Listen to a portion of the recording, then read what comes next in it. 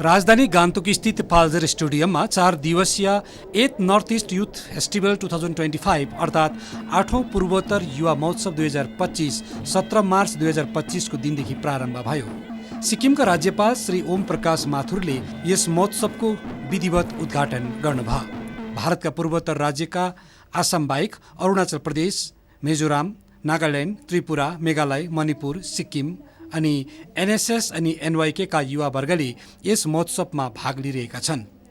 यो north east youth festival 2025 को आयोजना भारत सरकारको युवा मामिला अनि खेलकुद मन्त्रालयको समन्वय अनि सिक्किम सरकारको खेलकुद तथा युवा मामिला विभागको विशेष तत्त्वावधानमा भइरहेको छ। यस युवा महोत्सवमा पूर्वोत्तर राज्यका कुल 1200 भन्दा ज्यादा युवा वर्गले विविध प्रतिस्पर्धा अनि गैर प्रतिस्पर्धा कार्यक्रममा भाग लिइरहेका छन्। सिक्किम सरकारको प्रायजसो सबै विभागको संयुक्त आयोजनामा महोत्सव आयोजन भइरहेको छ। सिक्किमले दोस्रो पटक यसरी पूर्वोत्तर युवा महोत्सव पालन गर्ने अवसर प्राप्त गरेको हो। विविध प्रतिस्पर्धामा विशेष पूर्वोत्तर राज्यका युवा वर्गले लोकगीत, rock band performance, motivational talk on the north east, life skill seminar, quiz, yoga and Zumba session, युवा कृति exhibition, food stall, adventures activities आदि रहनेछन्। यो महोत्सव अन्तर्गत यी विविध कार्यक्रम र प्रतिस्पर्धा र गैर प्रतिस्पर्धा पाल्ज स्टेडियम, चिन्तन Bhavan, MG Marg, Selep tank, Fambongla wildlife sanctuary, Narbahadur Bhandari government college Tadong आदि स्थानमा हुनेछ। यो 8th north east youth festival 2025 को थीम रहेको छ empowered youth, empowered region, my Bharat, विकसित भारत।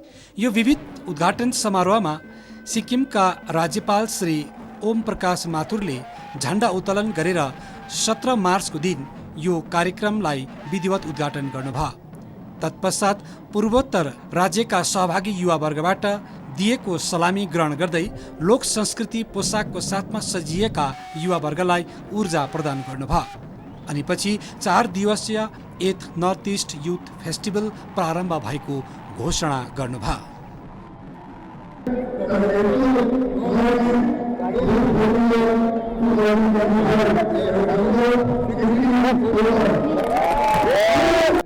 यसपछि उहाँले रङ्गी बिरङ्गी फकुण्डालाई आकाशतर्फ छोड्दै विविध उद्घाटन कार्यक्रममा रौनकता बढाएको हामीले आभास गर्यौं। यस अवसरमा सिक्किम विधानसभा अध्यक्ष श्री एमएन शेर्पा, मन्त्रीगण, विधायकगण, भारत सरकारको युवा मामिला तथा खेलकुद विभागकी डिप्टी सेक्रेटरी श्रीमती माधवी मोहन तथा अन्य अधिकारीगण, एनएसएस अन्तर्गत regional directors north east region, Nehru युवा केन्द्र संगठनका अधिकारीगण, सिक्किम सरकारको खेलकुद लगायत अन्य विभिन्न विभागका अधिकारीगण अनि गान्तोक वरपरका विद्यालयका विद्यार्थीहरूको उपस्थिति रहेको थियो। यो युथ फेस्टिभलको लक्ष्य र उद्देश्य सिक्किम राज्यको स्वर्ण जयन्ती समारोहको एक भागको रूपमा पालन गरिने एक सशक्त, एक उन्मुक्त भारत निर्माणमा प्रेरित गर्ने, पूर्वोत्तर राज्यको सांस्कृतिक र समृद्ध वातावरण सृजना गर्न, नयाँ पिँढीलाई आफ्नो समाज एवं संस्कृतिसित परिचय गराउन र यसतर्फ अभिप्रेरित गर्न, पूर्वोत्तर राज्यको भाषिक सांस्कृतिक समृद्धिलाई साझा गर्न, युवाहरूको प्रतिभालाई पूर्ण रूपमा निखार्न अनि उनीहरूलाई सही दिशा दिन यस महोत्सवको उद्देश्य रहेको बताउँदै आफ्नो स्वागत सम्बोधनमा सिक्किम सरकारको खेलकुद तथा युवा मामिला विभागकी सचिव श्रीमती याङछेन टी तामाङले सबैलाई स्वागत जनाउँदै भन्नुभयो। As we also mark the celebration of 50 glorious years of Sikkim statehood this year. The northeast region of India is known to all for its rich traditions, vibrant culture and extraordinary potential. And the celebration of this festival is a testament to the remarkable cultural heritage, art forms, music, dance, languages and the indomitable spirit of the youth that makes the Northeast a unique region of the country. Today, as we celebrate the opening ceremony of this 4-day-long festival, we are extremely honored to have the presence of the Honorable Governor of Sikkim with us as the chief guest. Bharat सरकारको युवा मामिला तथा खेलकुद मन्त्रालयकी deputy secretary श्रीमती माधवी मोहनले आज हामी सिक्किममा 8th north east youth festival 2025 को विधिवत उद्घाटन सहित 4 दिवसीय महोत्सवको प्रारम्भ मात्र गरिरहेका छैनौं। यस अतिरिक्त हामी एकता, समृद्धि, भाइचारा, साम्प्रदायिक सद्भावना झल्काउँदै भारतका युवाहरूको एकताको झलक प्रस्तुत गरिरहेका छौं भन्दै यो एक महान र ऐतिहासिक पर्व रहेको उहाँले बताउनुभयो। सिक्किमले यसरी नर्थ इस्ट युथ फेस्टिभल पालन गरेको 2 पटक रहेको बताउँदै यस प्रकारले अति नै खटेर अति गहिरो अनुभवका साथमा यति ठूलो कार्यक्रम आयोजना गरिएकोमा आभार व्यक्त गर्दै अति नै सफलतापूर्वक यो महोत्सव समापन होस् भन्दै शुभकामना चढाउँदै भन्नुभयो। Rock bands, from the deep voices of the storytellers to the challenges of adventure sports, every event, every performance and every competition will reflect the heart and soul of this region. I encourage each one of you to participate wholeheartedly, to witness the diversity and to celebrate the unity that binds us all together as the youth of this great nation. The theme of this year's festival, Empowered Youth, Empowered Region, My Bharat, Viksit Bharat, resonates deeply with our mission as a nation to empower our youth and transform our regions. मुख्य अतिथिको आसनबाट बोल्नुहुँदै सिक्किमका राज्यपाल Shri Om Prakash माथुरले north east youth festival 2025 ले राष्ट्रिय एकता, सद्भावना, युवामा जोश, उत्साह र आकांक्षा बोकेर आएको बताउँदै सबैले एउटै मञ्चमा आफ्नो कला, प्रतिभा, दक्षता अनि संस्कृति, भाषा, साहित्यको दर्शन गराउने सुअवसर रहेको पनि बताउनुभयो। 2047 मा भारत देश एक विकसित भारत बन्ने लक्ष्यमा रहेको छ। यता सिक्किमले देशको एक अभिन्न अङ्ग राज्य भएको 50 वर्ष पूरा गरी स्वर्ण जयन्ती पालन गर्न कम्बर कसिसकेको र यी सबै समागमको साथमा यो विशेष कार्यक्रम जोडिनु पूर्वोत्तर राज्यले सम्मान पाएको उहाँले बताउनुभयो। अब प्रत्येक युवा वर्गले प्रण गर्नुपर्नेछ, जुन प्रण र सङ्कल्पले देशलाई विकसित भारत, समृद्ध भारतमा परिणत गरौँ भन्दै ऊर्जावर्धक सम्बोधन राख्नुभयो। आज यहाँ 8वें उत्तर पूर्व युवा महोत्सव 2025 के उद्घाटन समारोह में उपस्थित होकर प्रसन्नता का अनुभव कर रहा हूँ।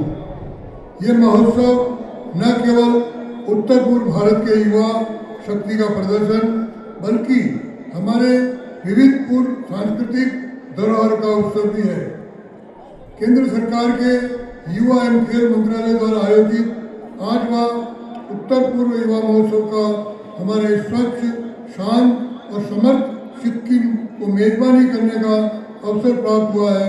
हम सभी इसके लिए अत्यंत सुखी हैं और खुशी हैं और प्रसन्नता अनुभव करते हैं।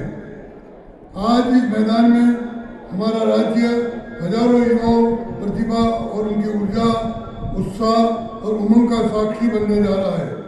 मुझे प्रसन्नता है कि इस 4 दिवसीय कार्यक्रम में उत्तर पूर्वोत्तर क्षेत्र के हजारों युवा शामिल होने जा रहे हैं, जो कई प्रतियोगिताओं में भाग लेंगे।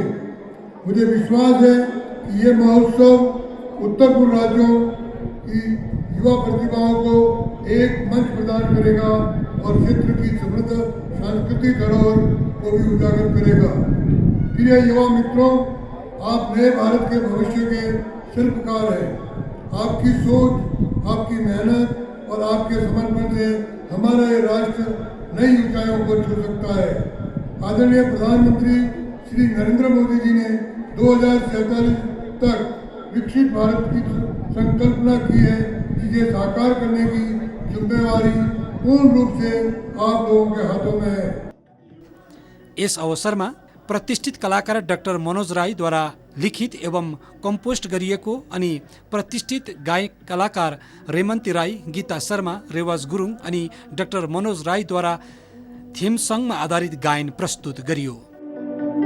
युवा शक्ति हो, युवा भरोसा हो, भविष्यको निर्माण गर्ने समाजको मूल शाखा हो। युवा शक्ति हो, युवा भरोसा हो, भविष्यको निर्माण गर्ने समाजको मूल शाखा हो। भाइचाराको गीत गाउँदैछौँ, भाइचाराको गीत गाउँदैछौँ।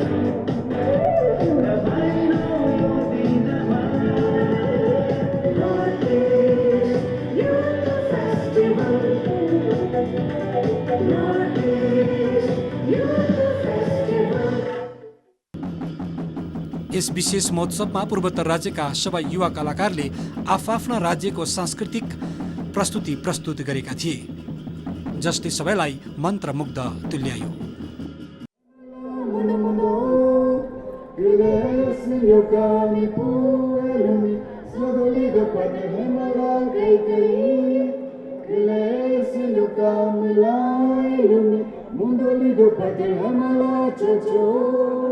Danjago, melambele, pulawago, beleza.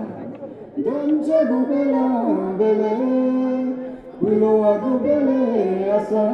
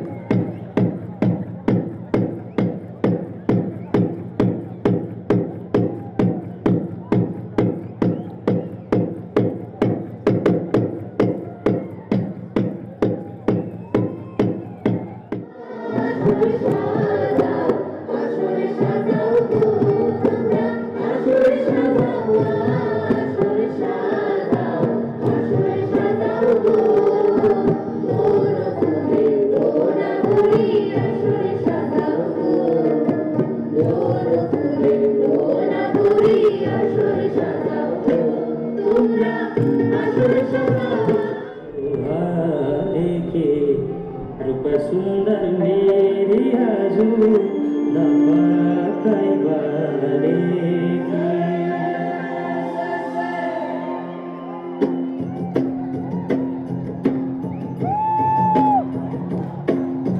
माँ कमाली चोली माथि छर्केर आयो भालेकी रूप सुंदर मेरी आजू दबाई बारे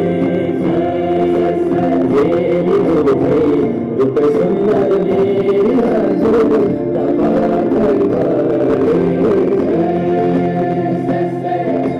माँ कमाली चोली माथि छर्केर आयो